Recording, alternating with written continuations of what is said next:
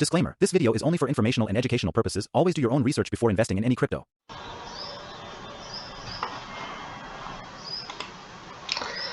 Hello दोस्तों, welcome back to CDRG India crypto trading. जैसे कि आपको पता है, आइस नेटवर्क KYC स्टेप 3 से रिलेटेड प्रॉब्लम आ रही है काफ़ी लोगों को, और इस रिगार्डिंग हमने पहले भी वीडियो बना रखा है हमारी टीम ने। आइस KYC या ब्लू टिक जो है पहले सबके लगा हुआ था, जिन्होंने आइस KYC स्टेप 1 और KYC स्टेप 2 कंप्लीट कर दिया था, उनके टिक मार्क जो है ब्लू टिक वो लग गया था। और अभी जो ब्लू टिक है सबके हट चुका है। तो ब्लू टिक क्यों हटा है, उसका रीज़न क्या है? क्योंकि पहले जिन्होंने KYC स्टेप 2 नहीं किया था उनके लिए ये क्यूज जो ये स्टेप 3 था, आइस KYC स्टेप 3 वो था।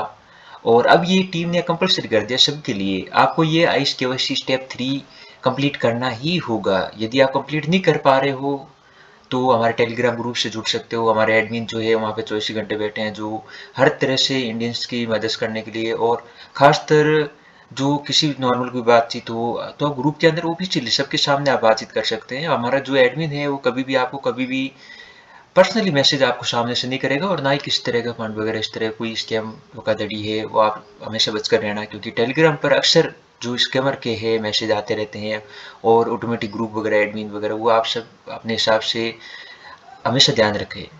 और इसके साथ ही आप आइस KYC स्टेप 3 जो क्यूज है उसके सारे क्वेश्चन आंसर 28 क्वेश्चन आंसर हमारी टीम ने कवर किए हैं, जिसमें से आपके 21 में से 18 क्वेश्चन आपको देने होते हैं। और हमारी टीम ने 28 क्वेश्चन है वो ऑलरेडी तैयार कर दिए हैं, और 28 क्वेश्चन के जो आंसर है वो भी PDF के अंदर दे दिए हैं। तो PDF जो है हमारे ग्रुप के टेलीग्राम ग्रुप के अंदर मिल जाएगी, आप डिस्क्रिप्शन में लिंक दिया हुआ है, वहाँ से आप ज्वाइन कर लीजिए। और वहाँ से आप क्यों वो जो PDF है PDF को अच्छे से रीड कीजिए, अच्छे से पढ़िए और वो समझने का प्रयास कीजिए। समझने के बाद आप जो आइस KYC स्टेप 3 है क्यूज, वो उसके लिए आप जा सकते हैं। आइस KYC स्टेप 3 है वो 100% आप सक्सेसफुली कर पाओगे जब PDF रीड करने के बाद। यदि आपको कुछ समझ नहीं आता है PDF रीड करने के बाद भी, तो एडमिन से आप मदद ले सकते हैं।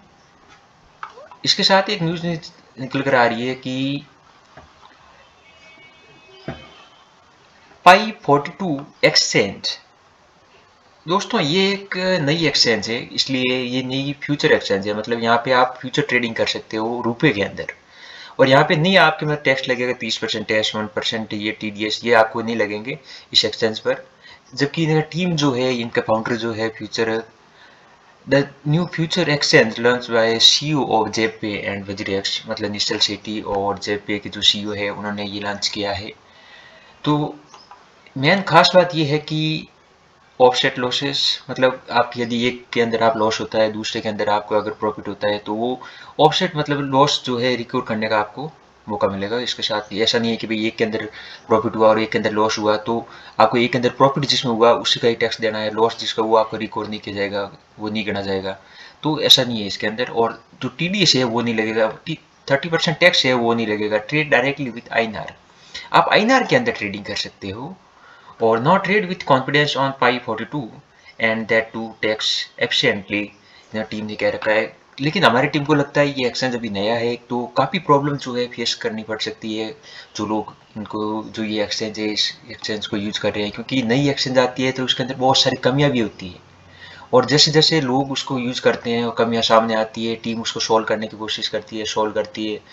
तो हमारे हिसाब से कम 1-2 महीने आप इस एक्सचेंज को यूज ना करें। इस एक्सचेंज के जो भी फीडबैक आते हैं उनको आप हमेशा नोट करते रहे, और यदि जब आप इस एक्सचेंज के काफ़ी अच्छा फीडबैक मिलने लग जाए लोगों का, तब आप इस एक्सचेंज को यूज़ कर सकते हैं। क्योंकि ये जो एक्सचेंज है 10% रेफरल पे बोनस वगैरह इस टाइप का कुछ दे रहा है, तो हो सकता है कई लोग थोड़े लालच में आकर इस एक्सचेंज पर अपनी KYC वगैरह डॉक्यूमेंट दे दे। पर एक 10% के लिए मतलब आप अपने डॉक्यूमेंट दे रहे हो, अपनी जो KYC है वो दे रहे हो, पैसे इसके अंदर थोड़े ऐड करोगे आप, तो ये आई थिंक ये सही नहीं है हमारी टीम के हिसाब से भी।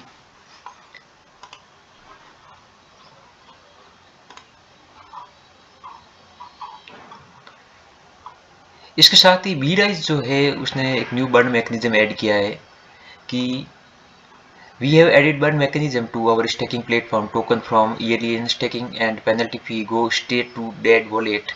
जो पेनल्टी फी होगी अनस्टेकिंग की, ईयरली अगर अनस्टेकिंग कर रहे हैं तो उनकी जो पेनल्टी फीस जो लगेगी, पेनल्टी फीस जो होगी वो डायरेक्टली डेड वॉलेट के अंदर जाएगी, और इससे एक हेल्प मिलेगी वीरेस्ट टोकन है उसको बर्न करने के लिए। और बूस्ट होगा, BRISE टोकन बर्निंग जो स्पीड है वो इंक्रीज होगी, और इसके साथ ही जो सर्कुलेटिंग सप्लाई है वो कम होगी, और जो टोकन की प्राइस है वो बढ़ने के चांस है, क्योंकि डिमांड है उससे बढ़ेगी।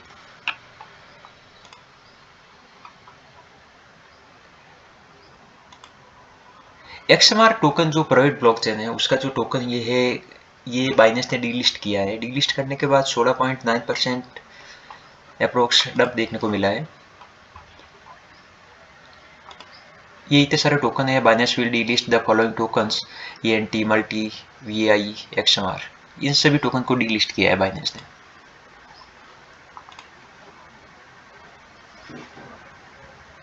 जो फॉरेन एक्सचेंज है उसका जो बाइनेंस, बाइबिट, ये सभी मैक्स, ये फॉरेन एक्सचेंज FIU द्वारा रजिस्टर्ड, ये जो संभावना है कि 2024 इलेक्शन होने के बाद ये FIU द्वारा रजिस्टर हो सकते हैं foreign exchange.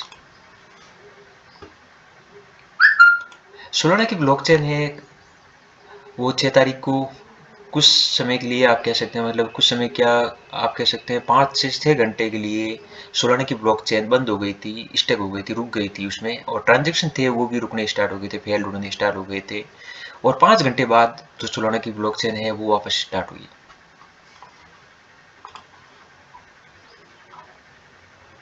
GoDaddy partner with Ethereum name service to allow user to connect domain name with ENC। अब GoDaddy है वो भी अपना डोमेन जो है वो इथेरियम और Web3 के साथ जुड़ चुका है। तो ये थी कुछ लेटेस्ट अपडेट्स मार्केट से जुड़ी हुई, और यदि आपको किसी भी प्रकार की कोई प्रॉब्लम हो और किसी भी वीडियो आप चाहते हैं नेक्स्ट वीडियो के कुछ किस टोकन पे या किस टॉपिक पे, तो आप कमेंट जरूर कर सकते हैं। और थैंक यू दोस्तों फॉर वाचिंग दिस वीडियो।